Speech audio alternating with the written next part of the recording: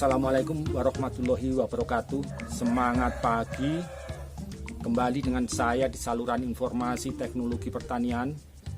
Kali ini saya akan mengulas tentang jeruk sitara. Topik ini seingat saya sudah cukup banyak yang menanyakan, dan perlu diketahui bahwa jeruk sitara itu teknologinya mencakup beberapa komponen, sehingga tidak mungkin untuk diulas dalam satu video ini. Karena itu, supaya lebih mudah dipahami dan mudah untuk diterapkan dalam pengembangan jeruk, saya akan membagi teknologi sitara dalam beberapa video. Silahkan untuk mengikuti video selanjutnya, dan jangan lupa untuk menekan tombol like, subscribe, dan bagikan kepada teman-teman. Terima kasih.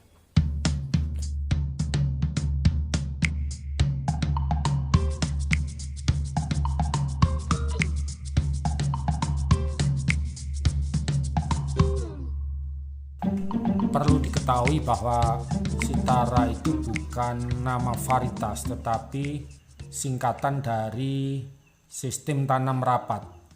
Jadi yang dimaksud dengan budidaya jeruk sitara adalah penanaman jeruk dengan jarak tanam rapat atau populasi lebih tinggi dari normal yang diikuti dengan penerapan teknologi khusus. Tujuannya yaitu untuk meningkatkan produktivitas lahan dan supaya mutu buah tetap baik. Jika kita menanam dengan jarak tanam rapat kemudian menerapkan teknologi seperti budidaya normal, tentunya hasilnya tidak akan optimal. Mutu buahnya pasti akan jelek, produktivitasnya cepat menurun, dan kesehatan tanaman juga akan lebih cepat terganggu. Sebenarnya teknologi ini sudah cukup lama dikembangkan di dunia dan diterapkan pada berbagai komoditas buah-buahan. Nampaknya teknologi ini akan menjadi tren dunia. Untuk tanaman jeruk sudah dikembangkan hingga populasi 2.000 tanaman per hektar. Di Indonesia mungkin pada tanaman jeruk memang masih relatif baru, karena baru diperkenalkan pada tahun 2017 di sentra produksi jeruk Kabupaten Banyuwangi, Jawa Timur.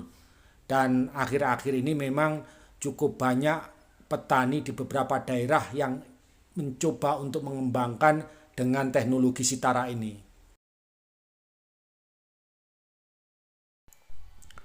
Banyak alasan kenapa kita perlu mengembangkan jeruk sitara. Pertama yaitu fakta bahwa luas lahan pertanian kita itu mengalami penyempitan akibat dari alih fungsi lahan yang begitu cepat, terutama di Pulau Jawa. Di sisi lain, kebutuhan buah kita itu terus meningkat. Dan pola penyempitan luas lahan pertanian ini saya kira nanti juga akan terjadi di luar Jawa. Yang kedua adalah tenaga kerja di sektor pertanian itu semakin langka. Upahnya juga menuntut semakin mahal, kemudian harga-harga saprodi itu juga terus meningkat yang tidak bisa dikendalikan oleh petani.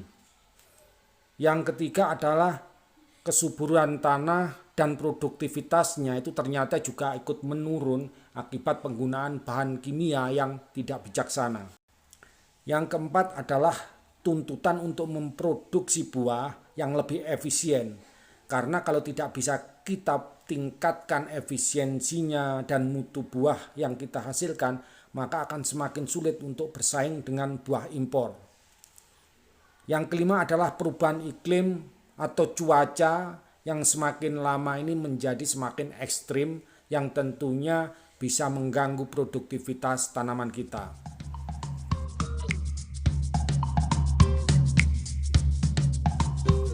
Ada beberapa keuntungan yang bisa kita peroleh dengan menerapkan budidaya jeruk sitara. Yang pertama adalah produktivitas lahan itu lebih tinggi, terutama di awal-awal produksi. Dengan demikian maka modal itu akan lebih cepat kembali.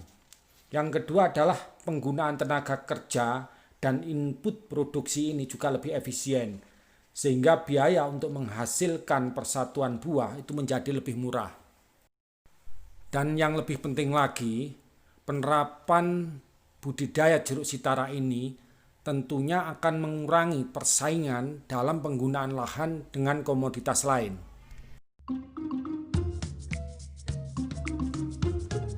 Ada 5 komponen teknologi budidaya jeruk sitara. Pertama, penataan tanaman atau layout. Yang kedua, pembentukan pohon pendek. Ketiga, pengaturan tajuk atau kanopi.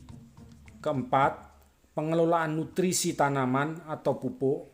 Yang kelima, pengendalian hama dan penyakit.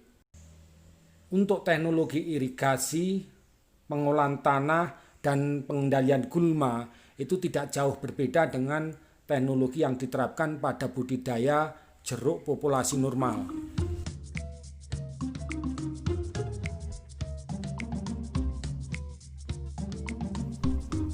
Layout tanaman jeruk sitara itu jelas berbeda dengan layout pada budidaya populasi normal.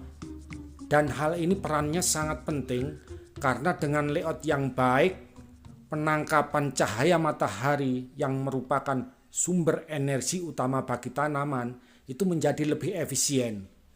Dan aktivitas di dalam kebun itu akan menjadi lebih mudah. Ada 3 unsur penting yang digunakan dalam menyusun layout tanaman. Pertama adalah jumlah tanaman yang kita inginkan beserta jarak tanamnya.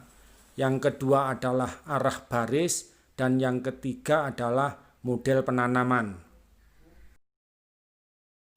Silahkan diperhatikan, ini contoh penyusunan layout tanaman untuk jeruk sitara populasi 956 pohon per hektar. Pertama-tama kita susun layout tanaman seperti budidaya jarak tanam normal dengan menggunakan jarak tanam 4x5. Karena arah baris mengikuti arah utara dan selatan, maka jarak tanam yang lebih pendek yaitu 4 meter itu searah dengan utara dan selatan, dan yang lebih panjang itu searah timur dan barat. Dari sini bisa kita peroleh populasi sebanyak 500 pohon per hektar. Selanjutnya antara pohon ke-1 dan pohon kedua, tepat di tengah-tengahnya, itu kita tarik garis tegak lurus sejauh 1,25 meter dan kita tetapkan sebagai pohon pertama pada baris berikutnya. Hal yang sama itu juga kita lakukan pada pohon nomor 2 dan ketiga. Begitu juga pada baris-baris berikutnya, sehingga dari sini bisa kita peroleh baris ganda dengan pola zigzag atau untu walang. Nah, dari pola ini kita peroleh populasi total itu 956 pohon per hektar. Jadi ada penambahan 456 pohon per hektar.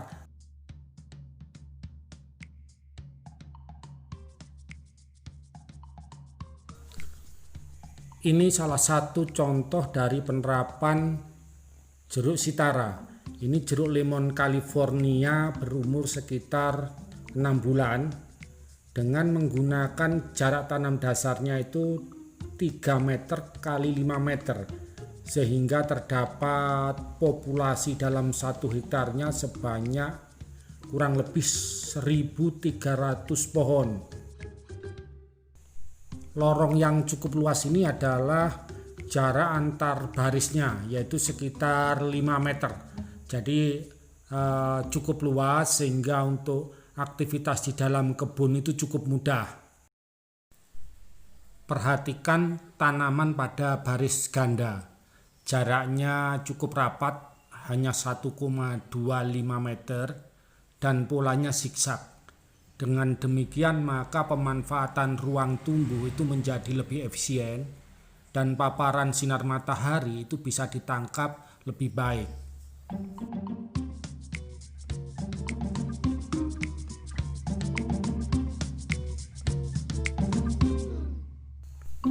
Terima kasih telah mengikuti video ini hingga selesai.